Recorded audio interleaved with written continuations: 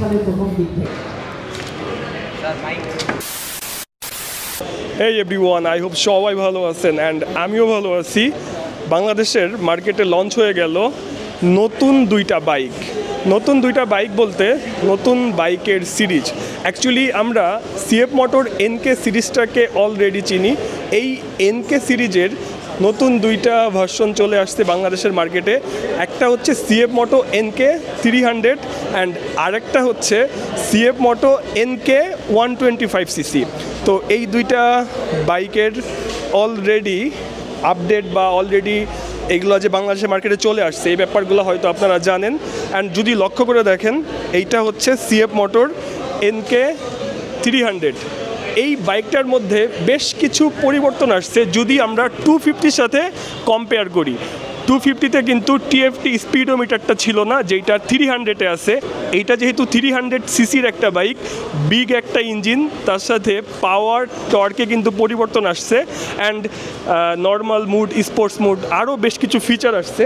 250 NK থেকে 300 এনকের মধ্যে basically main পরিবর্তন যেটা সবার আগে থেকে অনেক এক্সপেকটেশন ছিল, যেমন টিএফটি মিটার এসেছে এটার মধ্যে, আর স্লিপার ক্লাসটা আর বিগার ইঞ্জিন। ও হ্যাঁ, স্লিপার ক্লাসটা কিন্তু আসছে 300-এ। আজকের এই লঞ্চিং ইভেন্টে আমার কাছে স্পেশাল হচ্ছে এনকের 125cc-র এই বাইকটা দেখলে কোনো অংশেই আপনাদের মনে হবে না যে এটা 125cc-র বাইক। অ্যাকচুয়ালি বাংলাদেশের মার্কেটে যতগুলো 125cc-র বাইক আছে তার মধ্যে আমার কাছে মনে হয় লুক্রেটিভ, এগ্রেসিভ অ্যান্ড সব থেকে আকর্ষণীয় হতে যাচ্ছে এই এনকে 125cc-র বাইক। আচ্ছা, আমি জানতে চাই এই 125cc-তে কী পাচ্ছি আমরা? আচ্ছা, এটা হচ্ছে বেসিক্যালি যতদূর জানতে পেরেছেন, এটা হচ্ছে 125cc-র একটা ইঞ্জিন। এটার পাওয়ার ফিগার যদি বলতে চাই, সেই ক্ষেত্রে হচ্ছে 14.7 horse power and 14.1 newton metre of torque.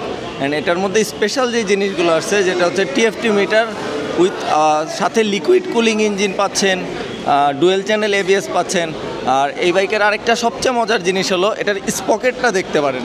এটা কিন্তু হিউজ 61 স্পকেট। বাংলাদেশে হয়তো বা এই প্রথম 125cc বাইকের মধ্যে এত বড় স্পকেট এসেছে। অ্যাকচুয়ালি 125cc-র বাইক, এই বাইকটার ফ্রন্ট থেকে হয়তো আপনারা দেখছেন, জাস্ট পেছন থেকে যদি লক্ষ্য করে দেখেন এই মাফলারটা, এটা দেখার পরে আমার মনে হয় যে অনেক বেশি ইন্টারেস্ট কাজ করবে এই 125cc-র এনকের ব্যাপারে।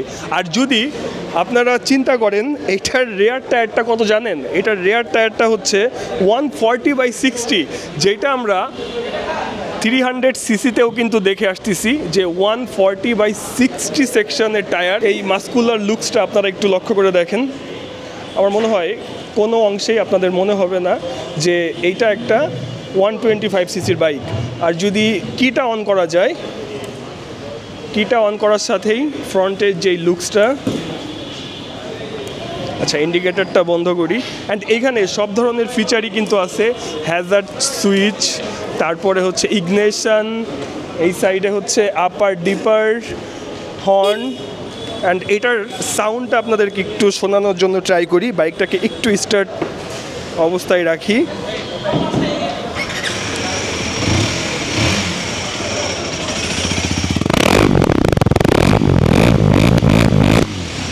সাউন্ডটাও কিন্তু যথেষ্ট লাউড। বাইকটার উপরে একটু উঠে পড়ি, 300-এর থেকে আমার কাছে এই 125cc-র এনকেটা সুপার লাগছে। অ্যান্ড এটার উপরে বসার পরেও না সুপার একটা ভাইব কাজ করতেছে। তার সাথে টিএফটি স্পিডোমিটার, যেই স্পিডোমিটারে আপনারা ফিউচারিস্টিক একটা ভাইব পাবেন। অ্যান্ড এই স্পিডোমিটারের নিচে কিন্তু একটা চার্জিং পোর্ট, যেটার মাধ্যমে আপনারা আপনাদের প্রয়োজন মতো ডিভাইসকে চার্জ করতে পারবেন। আর সুইচগুলোর বিল কোয়ালিটিও আমার কাছে বেশ ভালো লাগছে। এই এনকে 300-এর ম্যাক্স পাওয়ার কিন্তু 27 আর টর্কটা হচ্ছে 25। আর এই বাইকটার প্রাইস রাখা হয়েছে 4,28,500 টাকা। তো 4,28,500 টাকার মধ্যে এই বাইকটা কেমন হয়েছে আপনারা চাইলে কমেন্টের মাধ্যমে জানাতে পারেন। তবে যেহেতু এনকে 125cc-র এই বাইকটার এখনও প্রাইসটা লঞ্চ করা হয় নাই, খুব তাড়াতাড়ি এটার প্রাইস আসবে। দুইটা কালার গ্রাফিক্সে বাইকটা চোখে আসতেছে। এটা হচ্ছে একটু ব্ল্যাকের মধ্যে সিলভারের একটা কম্বিনেশন, আর এইটা হচ্ছে ব্লু। ভাই এই এনকে 125-এর ব্যাপারে আপনার কি আইডিয়া? আমি বলবো অবশ্যই বেস্ট সব মিলায়ে, বাট এখন যেহেতু আমরা মার্কেটে জিনিসটা মানে লঞ্চ হয়েছে অবশ্যই, বাট প্রাইস যেহেতু ডিক্লারেশন হয়নি, এটার প্রাইস কবে আপডেট হবে? এটা অবশ্যই আমাদের ম্যানেজমেন্ট ডিরেক্টর স্যার এবং সিও স্যার সবাই বলেছে তো এটা ইন ফিউচারে জানাবে।